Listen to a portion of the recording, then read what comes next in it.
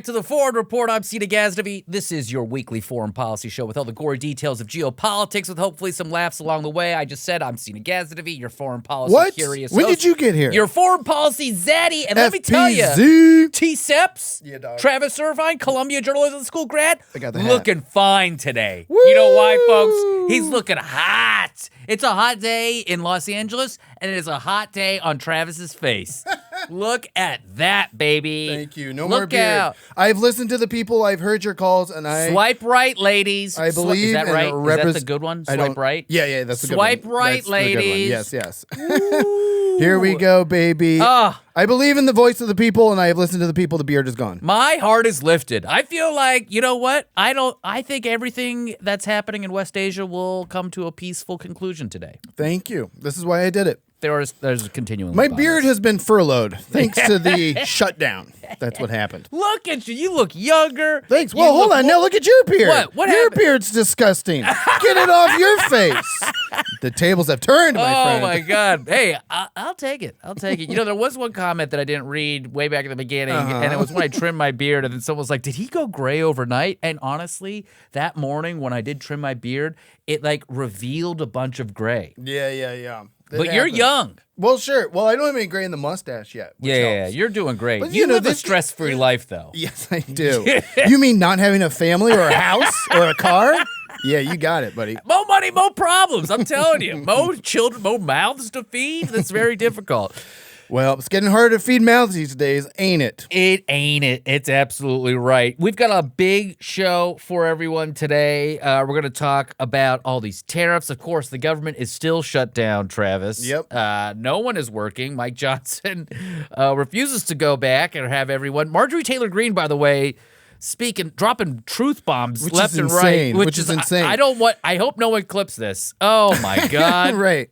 No, look, we understand. This has been a year where we are starting to agree with people that we hate. Yeah. And that's what this whole year's about. And then Marjorie Taylor Greene will talk about a Jewish space laser. We'll be like, okay, that's great. the That's Marjorie I the remember. one I That's the remember. So we're going to talk about a lot of tariff stuff because we haven't talked about that in a minute. And Trump just did this big Asia tour, and he cut off ties with Canada for trade talks. So there's a bunch to talk about there. We're also going to talk about what's happening with China. And on his Asia trip, he also went to Malaysia and Japan. And then, of course, I don't know if you've seen, but we talked about this last week a little bit, that the ceasefire, that doesn't seem like a ceasefire, that doesn't seem like a cease, but just a lot of fire, Right. has now continued. Oh. And there's nearly over 100 Palestinians that have been killed now. Oh, no. So many children. It's disgusting. We're going to talk about that very briefly. I had to actually, for the first time on this show, crop a video because it was too graphic for me to even watch. Really? Especially as a father, it's really upsetting. Anyways, we're going to try to make it bearable today. Today's a real bearable day. Here we go. The Argentinian elections happened, so we're going to talk about that. Oh, right. A little bit later. Those the one where we paid everyone to like their president? Yeah, you're not Cool. going to... Let me tell you, folks, you're not going to like the results of that election. God. And then Hurricane Melissa. I I always met nice Melissas in my life. was going to say, I've known some Hurricane Melissas. You really? You had some hurricanes? Never dated them, though. You I- stay away. I remember Melissa Marchetti. I remember Melissa McCarthy. She's fun. I had She's like a great fun Melissas hurricane. in high school. Yeah. So, yeah. And then I have a great Instagram video from that. You have to stick around. It'll make you laugh. It'll Okay, make you good. smile. And then Okay. we got a little JD Vance corner because JD went after Mehdi Hassan and Zohran. Yeah, for some reason. Here we go. All right, guys, let's dive right into it. I want to open this little segment with Soft Donnie. Ooh. And how he reacted from this video that Canada put out, Right. Specifically Ontario, about the tariff situation. And of course, I was just in Ontario at Niagara Falls, so I'm excited to see Ontario grow a pair. Really? I Yeah. mean, they already got giant waterfalls. Why not grow some giant balls? Well, there we go. I think they have. Let's watch the commercial. For those of you on audio, you'll be hearing the commercial Yes, here. this is very exciting. When someone says, let's impose tariffs on foreign imports, I recognize it looks like that voice. they're doing the patriotic that? thing by protecting American voice from my products childhood. and jobs. Feels like an actor. And sometimes for Well-spoken. a short while it works, but only Time for of a short normalcy. time. But over the long run, such trade barriers hurt every American worker and consumer. Well, he's making sense. High tariffs inevitably lead to retaliation by foreign countries and the triggering of fierce trade wars. Then the worst happens. Markets shrink and collapse, businesses and industries shut down, and millions of people lose their jobs. Throughout the world, there's a growing realization that the way to prosperity for all nations is rejecting protectionist legislation and promoting fair and free competition. America's jobs and growth are at stake. Whoa, it was Ronald Reagan. Ronnie Reagan. Wow, 40th president of the United States and president for the majority of the 80s when we were children. Yes. I always thought he was the happy guy president. And technically, I guess he was, but he was awful. But, Yeah. you know, this is where one of those things where even the most conservative guy that we grew up knowing was the most conservative guy Right. is what? According to Trump, weak on trade. What? This is what Trump said. Reagan was a nice guy, but weak on trade. We're not going to let countries take advantage of the United States my ever God. again. He's going there? Including You Canada. talking smack about Reagan? And then, boom, the entire U.S.-Canada trade negotiation froze. Complete halt. Whoa. Trump ordered the team to suspend talks, citing, quote, disrespect. Because of a TV ad? Disrespect. That is how Trump understands things. It's things he sees on TV. Big quote from that commercial. Yes, please. So Reagan says... Reagan is against tariffs in this video. Yes, in 1987 he says this. Because, again, I want to be clear about the whole free trade thing. Please. Free trade creates a lot of prosperity. Yes. But your government needs to remember that when you globalize labor, you are going to impact your domestic workforce. Right. And the problem was Reagan's economics, while it did create prosperity and opportunity for businesses and companies to, you know, get cheaper labor abroad and to trade their goods in different places, his economic policy never helped the working class. No. Nothing ever trickled down. Right. And that's the flaw with free trade, is that if you do not have domestic policies that then support your domestic worker, you're going to erode the very middle class that created the things that people are sending abroad. Right. Yes. Reagan decimated the middle class. Also thrown into the 80s was the fact that Reagan's administration ballooned the deficit. Yeah. The debt for the United States. We had like $1 trillion in debt for like 200 years, and then the Reagan administration ballooned that. And then he was a big union fighter too. Because remember, when you cut taxes, they create more jobs. Yep. That's how it always works. Especially when it's for like the top 1% of earners. It's just a mess how they keep telling that to us. Yeah. But with that video, the Canadian government posted it with a caption, a friendly reminder from history. Ooh, God, a Canada. Woo. God, Scorcher. They got drunk after they posted that video. Of Canadian whiskey, I hope. Because they can't have American whiskey right now. It's not flowing. The reason we bring that up, because this was just the beginning of what's been happening over the last week or so here, because while Trump was rage posting about Canada, he was also boarding a plane to Asia. And what we can only describe next was strategic chaos. And I think this idea that he is chaotic is true. Sure. But we also need to know that there is a strategy behind it. And is there? It is strategic chaos. Yes. And I think his first stop, Malaysia, and he gets off the plane in Malaysia. And he takes a dump. He with his dance moves. Oh my God! Wait, that's for sure. Hold on. You got to see these. Is moves. this okay for the audio listeners? Yeah, for the audio, you just got to go to the YouTube. I'm sorry, because the audio here, you're not going to really be able to hear the band. Well, we can but describe it. It's a red carpet intro from the tarmac. Here, you play it. I'm gonna narrate it like a play by play, like a sports guy. Okay, hold on. Sports guy. This is the manosphere. This is why we operate in the manosphere. Yeah.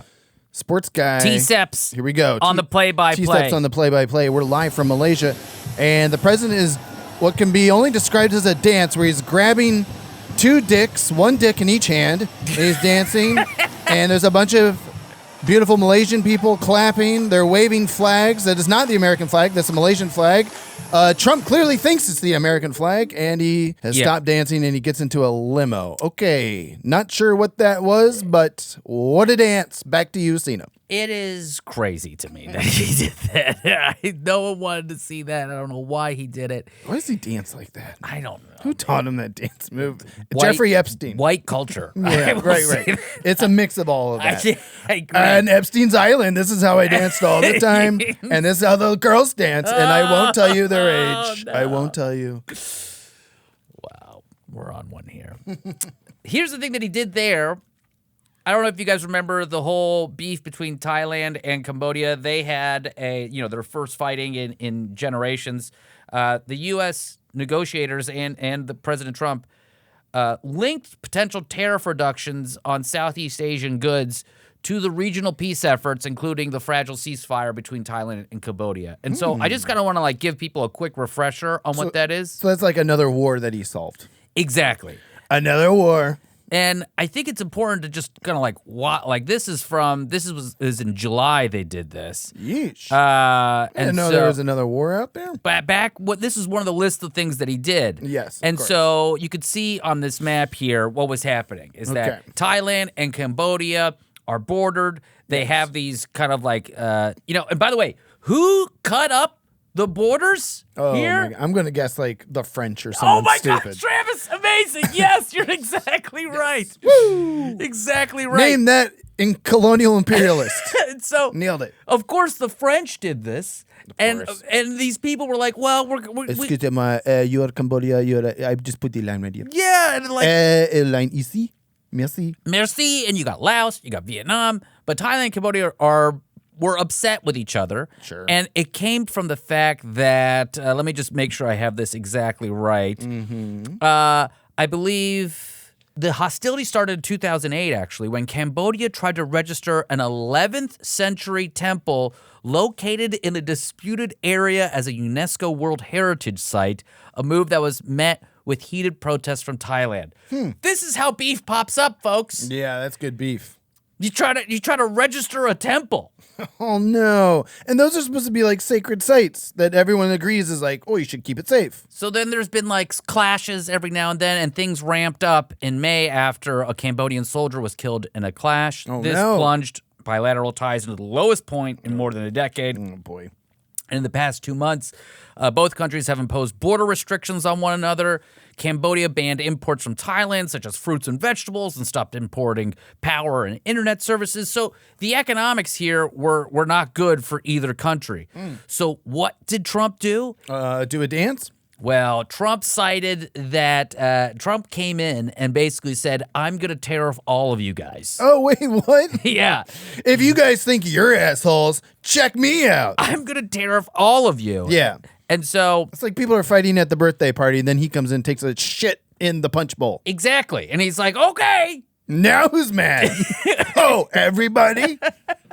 Within 24 hours, both sides announced a truce citing, quote, American encouragement. Okay. I view it as American extortion. You know what? Maybe we used to wrap it in some democracy here, because I don't want to say that we didn't use our economic might to influence countries before. It's encouraging extortion. Yes, exactly. But now it's just very transactional influence. And Trump at this recent Malaysian conference here, or at the ASEAN is what it's called, ASEAN in Kuala Lumpur. I'm going to pardon ASEAN very soon. P. Diddy, I'm coming for you, baby. He's coming out. Trump said sometimes a tariff can do more than a tank. Yeah. So here is the extortion. Thailand now is going to buy $2.6 billion annually of U.S. farm productions. Okay. $5.4 billion in energy products. 80 aircrafts worth $18.8 billion. While Cambodia said it would start doing business with Boeing if U.S. eliminated the tariffs on U.S. goods. Okay. So this is what he said he was going to. We called this, by the way, way back in the beginning. Really? That he was going to use the tariffs as a bargaining chip. Right. And so you either use the tariffs to generate revenue for America, or you use them as a bargaining chip. So what he's doing is not actually generating any more revenue necessarily, but just calibrating American trade policy around the world in the hopes that he can ice China out. But here's the thing, Travis! Okay, here we go, baby. China's in the room the entire time. Well, they're right there. They're right there. They're at the party, too. They're like, yeah, we're okay with you guys doing these deals because they're over their shoulder. Thailand and Cambodia got to be like, China, you cool with this? You cool with this? Oh, right.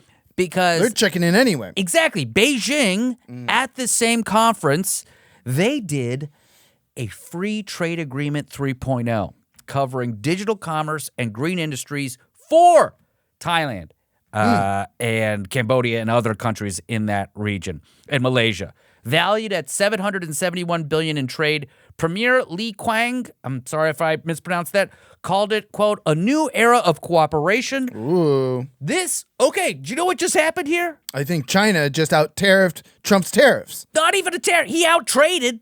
Ooh, even better, free trade. Free trade. China. Free trade. They've been listening to Reagan videos. Oh, my God. It's like, I feel like the Chinese are just laughing at us because they know that the tariff stuff is only going to erode the relationships that other countries have with them. And they're going to love the fact that they get to come in and be like, yeah, we're Chinese. You may disagree with how we run our country. You may hate how we run our country. Yes. But you know what? We're going to put more free trade in your pocket. Oof. And maybe in the short term, these countries are probably going to be pushed more towards China. Wow. Free trade. It's just like Reagan said. In the long run, the tariffs will hurt relations with foreign countries. Yes. Why did China listen to Reagan and Trump didn't? I was too busy dancing like this. What do you mean we're a laughing stock? Oh, my God. Beep, boop, boop, boop. And then he went to Japan. Oh, good. I'm sure this went well. Well, I mean, she loved him. We just covered this, yes, right? Prime Minister Sanai Takachi. She's the MAGA of Japan. She is basically the Margaret Thatcher of Japan. By the way, not only did we play that song, which my mother-in-law had never seen, she's Japanese, Right. and I played it for her, and she was laughing. She was cracking up. Right, and you're like, this is the leader of Japan This now. is your leader now. She like the two leaders, like she's singing, Trump's dancing. That's what they really bonded over. She's the first female prime minister in Japan. She's a Shinzo Abe disciple. Right. But she's also a heavy metal drummer. You could be kidding me. Stop making her cool. They called Margaret Thatcher Iron Lady. This Japanese woman, like, she's in the band Iron Maiden. Let's go. Dude. It's crazy. And so behind the ceremony, there was this big rollout for him. She had 3 days to prepare for his visit, by the way, which is, people made a big thing about it, but I was like, you really need 10 minutes to prepare for Trump. Right. He just comes, you're like, okay. You play a you're song. You're so sweet. He dances like this. Yeah, you're the best. You're so great. He's like, I love it here. Japan pledged $550 billion in U.S. investments over the next decade, expanding purchases of American liquefied natural gas, soybeans, Oh, somebody's going to buy those soybeans. and defense systems, effectively buying tariff relief. Again, you either use the tariff to generate revenue or you use it as a negotiating tool. Encouraging extortion. And so many people said that we were going to use the tariffs to generate revenue. You can't do both. All these smart people are saying you can't do both, and Trump is proving everyone right. Wow. That he's using it as a negotiating tool. Oof. And so Trump, with China still threatening this 100% tariff, Okay, I'm sure. and he's doing this all for he's saying all this stuff. He's beefing with China still. Right. He's threatening if there's no deal by the end of the year, then it's going to be a mess. And so Trump framed the tariff situation again as leverage. He says, quote, they say tariffs hurt us. No tariffs make us strong. They make them pay. But they're not paying. No, they're not. The Consumers are paying. You lost 100% of the soybean purchases from China. Right. And now you're going and trying to get other countries to buy those soybeans. Notably, I was talking to my mother-in-law about this. She says the Japanese, when they buy the soybeans from America, they actually don't like American soybeans because it's probably full of GMOs and stuff. Oh, sure, yes. They are. probably won't even, they will either do one of two things. Won't use it for food, right? So you could use soy for a bunch of things. They won't use it for food, or they'll just put it to the side and not use them. And not use it? So just. And then just like resell it to someone else at maybe like a slight loss just to maintain a good relationship with America. Oh, my Gosh, no one likes our soybeans. This is like when someone gets you like a present, like a nice sweater or something like that, and you don't like the sweater. You're like, oh, I love it. And it just goes deep into your closet. And you never wear and it. then the next year you give it away as a present at the office. That is Which is how I got you that sweater last year.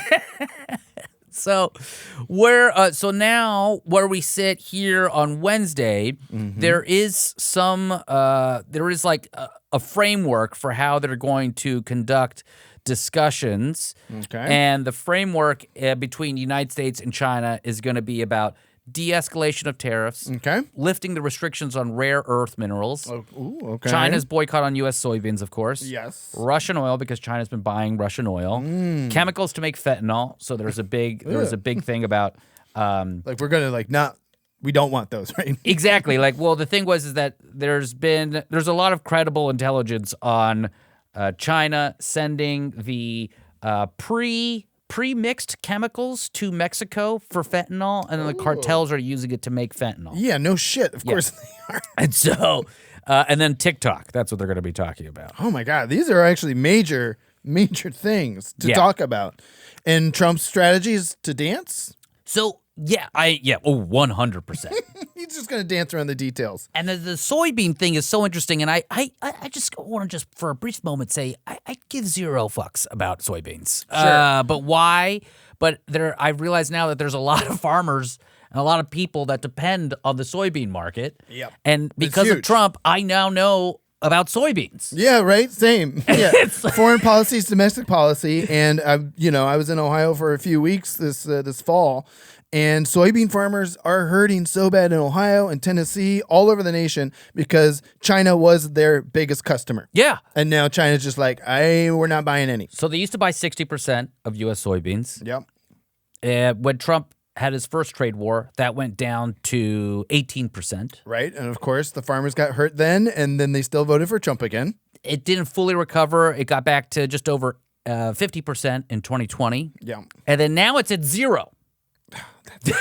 Where does it go? Where does soybeans go? So now he's trying to do a thing, and I want to just flag this one economic principle that I think is going to become really important for us to think about. Okay. All right. I love it. Stagflation. Stagflation, everyone. Okay, you ready? Pay attention. Stagflation. Stagflation. This is like a weird thing here. When you have rising prices, which is what tariffs do, right? It's inflationary. And increased unemployment, which you start seeing around. And then you have an economy that's not growing. Then you can have stagflation. And why that's bad is if the Fed wants to lower interest rates to get the economy going, right? That usually causes inflation a little bit. Okay. And so the thing that's keeping us afloat right now is that the stock market and the economy is still fine. But if you look on the news, everyone's talking about there's this recession coming, all this terrible stuff is coming. Prices are going up. Prices are definitely still going up. Unemployment is starting to tick up a little bit. I think it's at 3% right now, which is still pretty low, but it's slowly going up. I think it's like 4%. Yeah, it's going to go up because people are going to start like just losing jobs left and right. Yeah. And then what happens if we enter into this stagflation thing and the Fed can't do anything? My really cynical take is he would like stagflation so that he can fire Jerome Powell, who's the head of the Fed, and be like, look, it's his fault. It's his fault. Anyways, that's he's the stag and he's the flation. That's why I want to talk about stagflation. I know it's like the most boring thing. Well, no, but it is. That's important though, and again, when the news is terrible, we make it bearable. But also, when economics is boring, we make it snoring. No. Yes. We want to put you to sleep. That's what the manosphere is about. You need more sleep so you believe the American dream. Yeah, it's like we are going to be in a point where like none of the tools that our economy can use to make things better could work. That's crazy. Was that part of the strategy the whole time?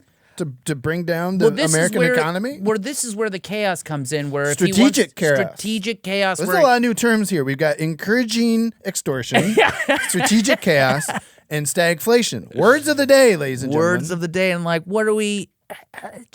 It's absurd to me that this is all so that he can concentrate power among himself and among his minions. Right. The oligarchs.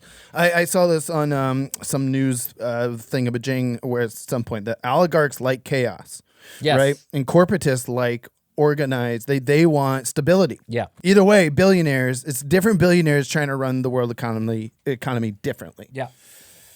But And this so- helps the oligarchs. This definitely helps, and it helps his like crypto scams. I forgot about this. There's a lot, man. There's a lot of moving pieces here. Okay. Well, we'll get to some good news here eventually. I think let's get to. We're gonna take a quick break. Stick around. Stick around. If you want to know about Hurricane Melissa, Argentina elections, and whatever this we're calling a ceasefire, which is like the word is meaningless. I'm Seena Ghaznavi for Travis Irvine T-Seps. I'm your FP Zaddy. This is the Foreign Report. We'll be right back. Welcome back to the Foreign Report. I'm Seena Ghaznavi, your foreign policy Zaddy. FPZ. T-Seps. Bro, I don't know how that shirt is not exploding. I'm trying to explode it, but it didn't work. It's not working. It's fine. It's fine. Travis, there is a ceasefire that apparently I don't is believe you. still a ceasefire. I don't believe you at all.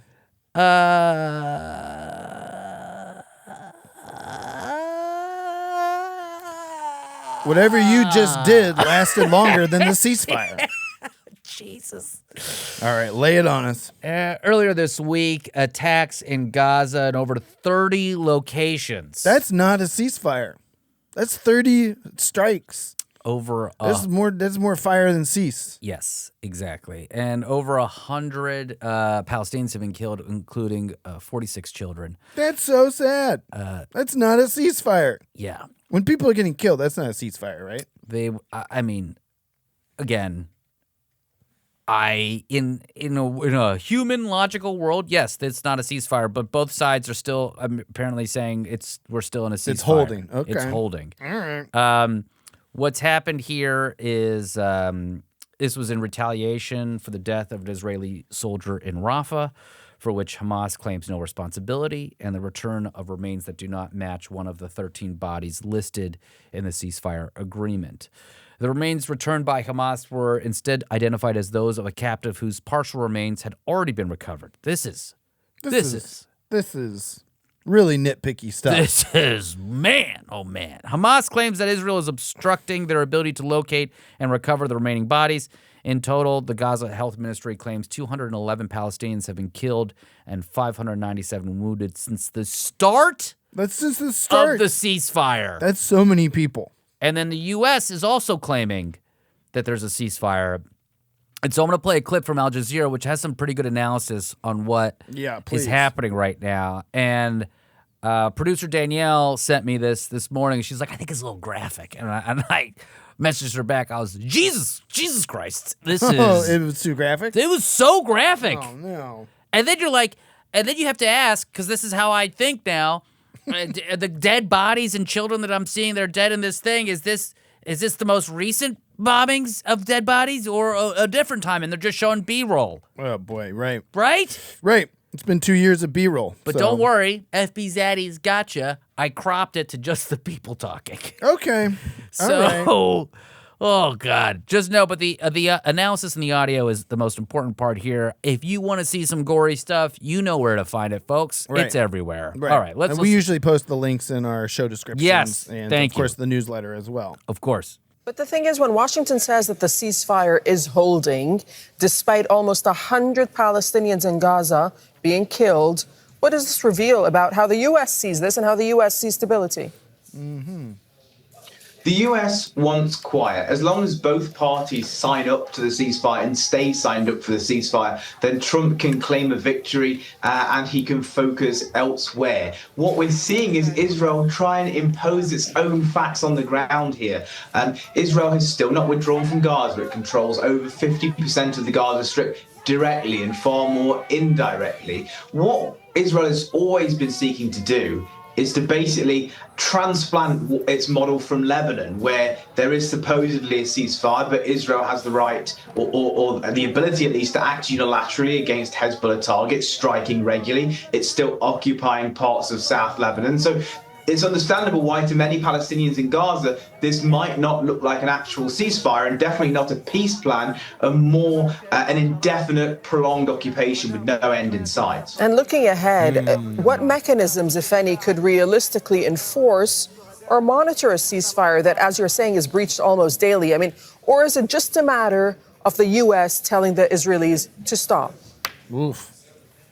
That's exactly what we need right now. We need the US to say to the Israelis, they may be saying that in private, but also ideally in public, to say, stop, this cannot happen. This is where many of the regional powers with whom the US enjoys close relations, countries like Turkey, countries like the Gulf states, need to step in and say to the US, who will inevitably take their eye off the ball, they're a superpower, they focus elsewhere. Trump has a very, very short attention span. This is where regional actors, regional powers need to say to the US, hey, this thing is slipping away whilst you are looking elsewhere. You need to throw your weight behind this, and you need to rein in Israel.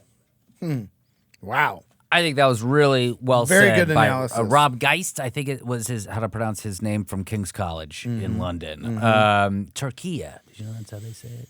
I did not know that. I did not know that. So That's very good analysis, though. I think so. But it's also tragic. 'Cause it's it is tragic, just like, and I think it's kind of what we've been saying is that they never really wanted a ceasefire. They just wanted to prolong an occupation and have it be, I guess, less bloody or less unpopular globally. well, and it's interesting, too, what he says, that the only way this ceasefire can hold and actually hold, not just, semantically hold, is for the U.S. to tell Bibi, and let's be honest, it's just Bibi and his administration. It's not all of Israel. It's just the military powers that be in Israel. That's who needs to stop. Yeah. That's who needs to cease the fire. And I think, as we've covered before, it seems like the only way Trump's going to listen to anyone for his administration to say that is if the other power brokers in that region, your Qatars, your Arab countries with money and influence, actually listen and actually tell Trump to listen to them. And I think on that point as well, they'll listen to Trump or Kushner or Wickoff, whatever those guys they go and they'll say, but I think they know that Trump, with his short attention span, just wants something to be solved quickly, so they give him the quick win because he wants the headline, and then he'll move on. But at the then end he of the goes day, and dances in Malaysia. Exactly. Sure. And I think the other thing here is that Netanyahu was supposed to testify at his corruption hearing. Oh. And then all of a sudden it got delayed because of these strikes. So this is a domestic hearing in Israel. So not one of the courts where he's like internationally wanted for criminal conduct. Are you kidding? Right. Yeah. Right. I've heard he actually has to fly around those countries' airspace. Yeah, it's so he good for doesn't his get arrested. frequent flyer miles. Sure. Fly around all the countries you're wanted in, and then domestically, it just gets delayed. Yeah. Incredible. All right, let's move on to Argentina. Woo! Milei. Foreign policy is domestic policy is foreign policy. Argentina, go. We bought a bunch of their currency. And we bailed out a bunch of them. We're buying their beef. Wow. And so this all happened over the last month. And what do you know? Right before the election, huh? Javier Milei got an unexpected boost when his party gosh. claimed a decisive victory in the legislative, midterms, the equivalent of their midterms. So American taxpayer dollars bought a guy in an election. Yep. That's so Yep. insane, man. His party has now claimed enough legislative seats to prevent his vetoes from being overridden. So they don't have complete control. They can't get He's veto proof. Veto proof, exactly. Right. Milei, by the way, libertarian economist. He's the chainsaw guy. The chainsaw guy, yes. You know, he also has clips of him singing songs, which are very annoying. What's with all these leaders in Trump? They sing, he dances. Is I'll this tell where you we're what, headed? Maybe this is where we should be headed, is that karaoke is the thing that unifies us all. Or tears us all apart and burns everything down. Well, you should throw a tomato. Anyways, since he's taken office, he has slashed government spending by 30%, laid off 55,000 public sector workers. But experts believe that Trump's $40 billion bailout of the Argentine economy is really what likely swung the election. Basically, he can ruin the economy as long as folks are assured that Trump will bail him out. It's remarkable what 40 billion can do. Which the part of it that's most upsetting is we bought their currency. They have historically had the worst currency. Yeah, for like ever. decades. Decades. And yeah. we like bought the junkiest currency Yeah. in the world almost. Oh my gosh. And of course, the people there are like looking at that and they look. It's like great, fantastic. But it's also I think I don't fault the Argentinian people for even backing him because of this stuff. Yeah, right. I think the ironic thing too, and we've covered it before, is that he is a libertarian leaning, but he got completely bailed out by government money. You were a libertarian. No, let's not talk about that right now. We're talking about this guy. I put my chainsaw away a long time ago. You put up those chainsaw spurs? No, I you didn't. put them up. I didn't. But this is like the thing about libertarian. It's like you can either be like a soft libertarian. It's like get the government out of people's lives. out of my people's lives. And then you're also just like take down the government. We're going back to gold. Right. And that is an argument within libertarian circles right now. I mean, even yes, you're right. The National Libertarian Party Instagram is like very pro-Malay, which, I mean, again, are we constitutionalists or are we anarchists? There are two different things. Anarchy seems fun. I guess. Get out there. Eventually, you're going to need a bailout, though. You need a bailout. You can't. It's like still all this stuff where the isolationism and like the Monroe Doctrine shenanigans. We're still globalized. We're still doing all these global moves. We're too far down the road. We're just choosing culturally the shitty countries. Rather, that's not appropriate to say. The shitty leaders. Shithole countries. Yeah, I said it. You can say it too. The shitty leaders that we want to do business with because we have a shitty leader. So shit on shit. Right. It's part of the enshittification of everything that's happening right now. Look at that. We brought it full circle. Woo. Love it. Oh my God. Well, let's focus on some good news. I do like Argentina. I mean, it is a I hear it's beautiful. for Patagonia, the whole thing. Yeah. Anyways, Hurricane Melissa. Woo, guys. Hurricane Melissa is a Category 5 storm, one of the strongest hurricanes on record. It made landfall in Jamaica yesterday on Tuesday, leaving over 70% of the country without power. That's a lot. As the storm continues to move throughout the Atlantic, flooding from the storm has already killed 25 people in Haiti and Cuba and has evacuated more than 735,000 people as catastrophic flash flooding and landslides have been deemed likely. Climate scientists have been, saying, hey, rising ocean temperatures are allowing these larger hurricanes to rapidly increase intensity. Melissa's wind speed doubled in less than 24 hours. Yeesh. I think if you are even a climate denier and you're saying this is just the natural progression of the climate, that does not give you the right to just say nothing's happening. Sure. But that's what they'll do. Or that we shouldn't do anything to counteract it. Right. Well, that's the thing that upsets me about this kind of stuff. Well, and it is just interesting, too. This is all happening in the Caribbean. And, of course, just like last week, we were covering boat bombings in the Caribbean. And now I guess they don't have to worry about that. Yeah. The weather's too bad to drive a boat. And you know what the military does do? They look at the weather. They control the weather. They control the weather? Hold on. I'm turning into Majorie Tater Sauce Green.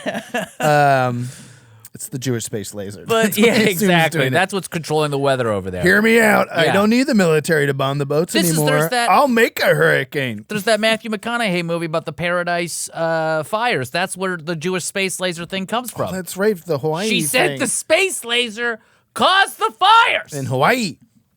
And now it's causing hurricanes. Didn't you know about all that? Come on. This is we're giving you the real sauce here, folks. She's upset her kids' health care is going to go up in price. Well, and that's a shutdown thing, ain't it? That is a shutdown thing. Okay, I want to play a video. Listen, folks, I got to laugh. And so I like know how all of our laughs today have come at the expense of the French. Yeah, so the French news was covering the hurricanes in Jamaica and when they were hitting landfall in Jamaica.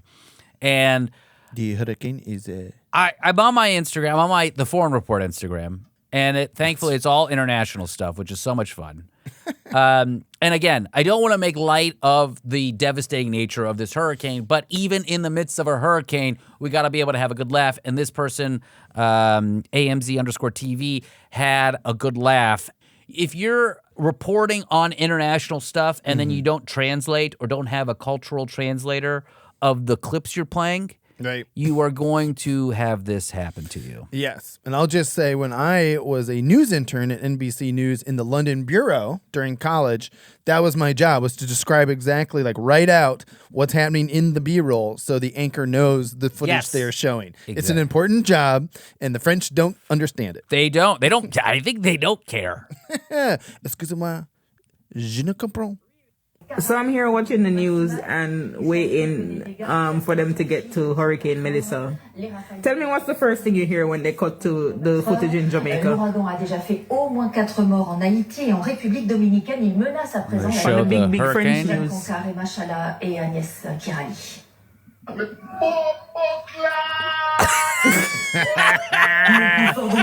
Wait a minute.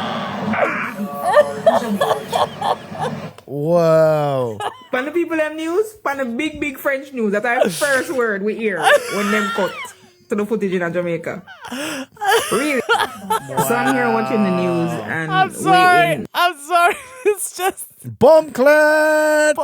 Woo. folks, I'm sorry. I cracked up so hard when I saw that. And it seems like a Jamaican person was posting that too. So that's good. If it's funny in Jamaica, it's funny to us. I mean, it's just anyone. Obviously, no one even listens to like dancehall reggae music because you know you can't. You don't do that. Don't just bleep that part out.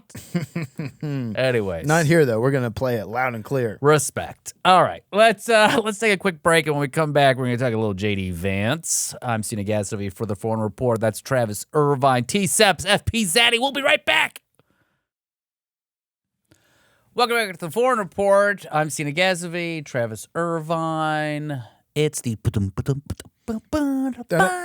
JD Vance Corner. Give him a chance. He's JD Vance. No, wait. He sucks. Oh, yeah. And this is what's fun this week, Seena. We're going to highlight JD. It was a quiet week for JD. And when it's a quiet week in the news for JD, he takes to the only platform that will allow him to be as dumb as possible. Yeah. And that's Twitter Now X. Yep. And, I think you and I are some of the only people, because of our political journalistic roots, we're still on Twitter Now X. And the only thing that I really enjoy about it is that my enemies go on there to embarrass themselves. Yes. And so JD had a busy week embarrassing himself on Twitter. And again, because there's so many bots and whoever the hell is still on there, they really went after JD. So why don't you go with your highlight about JD on Twitter Now X first? Yeah, let me just do this quickly here.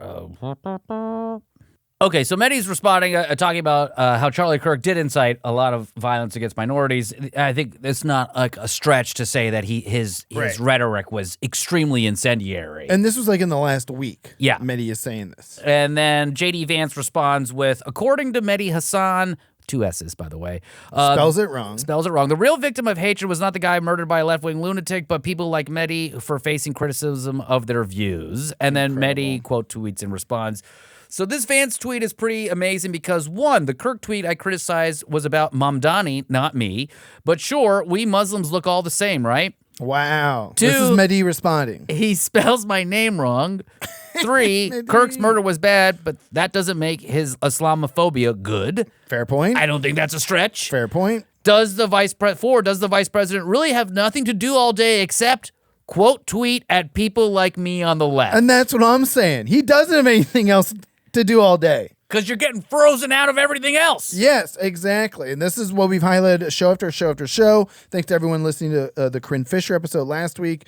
JD don't got that riz, man. Yeah. So he's now vice president of tweets, I guess. That's what he's basically doing. Because I also have a very similar situation with JD Vance and a Muslim person on Twitter. Go ahead, if you can, in the show Bible, we have a clip here of future, and this is like soon going to be real, mayor of New York City, Zoran Mamdani. And he, I think, similar to Mehdi, had made a very, what I think is a logical statement about what Muslims went through in the days after 9/11. Go ahead and roll that beautiful bean footage. I want to use this moment to speak to the Muslims of New York City.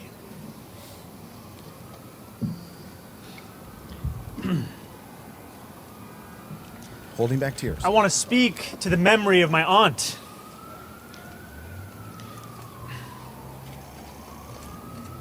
who stopped taking the subway after September 11th because she did not feel safe in her hijab. All right, so there you go. So he's fighting through tears. He's telling a true story about his aunt who, and we're old enough to remember. Oh, yeah. 9/11, post 9/11. Senior in high school. It was terrible. I was also senior in high school, but in New York and also places all around the country, Islamophobia went rampant, right? Oh, yeah. I mean, I remember like taxi drivers getting pulled out of their taxis and just beaten by mobs, right? And yes, it was post 9/11. There was a lot of angry people. So Zoran, I think, like you just said about Mehdi, makes, I think, a completely logical statement about what it was like for Muslims. And in this case, he's speaking in the memory of his aunt in New York after 9/11. This clip immediately gets picked up by, he's a conservative because he's got a Bible quote in his Twitter X bio, a fellow named Greg Price. And he says, he's basically making fun of Zoran, saying that his aunt stopped taking the subway after 9/11 because she did not feel safe in her job. And then sarcastically says, yes, she was the real victim of 9/11. Again, back to what Mehdi said, whatever happens in a tragedy does not make Islamophobia good. Yeah. JD Vance sees this because he doesn't got nothing to do all day except be on the Twitter now X. And JD amplifies what this gentleman, Greg Price, says on Twitter now X. JD Vance, the Vice President of the United States, tweets, according to Zoran, the real victim of 9/11 was his auntie who got some, and then in parentheses, allegedly bad looks. Insane take from a vice president who's got nothing else to do. Well, I hope you're ready, JD Vance. The rest of your life, you are only going to be getting bad looks. Yeah, exactly. It's going to be filled with bad looks. Bad looks and hot takes. I mean, 22 million views on this tweet from JD Vance. And man, he just gets roasted in the comments. Someone very, I think, fairly reminded JD that right after 9/11, his own president, Donald Trump, bragged about owning the tallest building in downtown Manhattan. There we go. I think at that point he was calling Trump, even before that, it was a lot long after that, years later, that he called Trump America's Hitler. Right. So it's just pretty bonkers when you're a vice president who has nothing better to do. I guess you go after some Muslims on Twitter and quote retweet them and I don't know, hang out with your family at some point? He could be talking about trying to save people's SNAP benefits. He could be talking about saving people's health care. He could be talking about saving farming. He could be talking about a variety of different things. But is he? No. No. He could even be making his family pancakes, which we covered on the show a couple weeks ago. Cheesecakes? Do anything else except sit on Twitter and go after people who you do not understand or appreciate. Oh, God. Okay. Listen, folks, this is a great show. I am excited that we were able to get through everything and I didn't break down into tears. We did it. That's a record. What you should be looking at for the next bit, by the way, look at what happens with this China situation. We're going to probably talk about it next week. Also, in the next week, of course, there's going to be elections next week across the country. We got the midterms and stuff, and then the mayor's race and all this, all the other things. That's next week. Yeah. Yeah. Election day, local elections, by the way, very important, as we highlighted with Corinne Fisher on our YouTube exclusive. Vote in your local elections. Domestic policy is foreign policy. It all has repercussions, so make sure you vote next Tuesday. And Supreme Court is doing oral arguments on the tariff stuff, I believe, next week as well. That's going to get meaty. Then we got all this Canada stuff. I mean, these tariffs. I mean, we're talking zero trade right now. This has got to be figured out. Look for on my social media channels, Travis Irvine USA. I actually made a little video up in Canada recently, and it's going to be very timely. Yeah. Because everything's timely now. Check out the link below this video or in the show notes to sign up for our newsletter, foreignreportshow.com, theforeignreportlpn@gmail.com to send us an email. We'd love to hear from you. We enjoy hearing from people. Everyone that has been reaching out to us, we really appreciate it. I think this audience is really becoming dialed in and really, smart and just I really love the conversations. I'm learning a lot from people that are sending us messages. I'm learning a lot too. Yeah. Our show will make you smarter, but also more insufferable at the parties. Happy Halloween. I'm FPZ, T-Seps. This is a Foreign Report. We'll be back next week.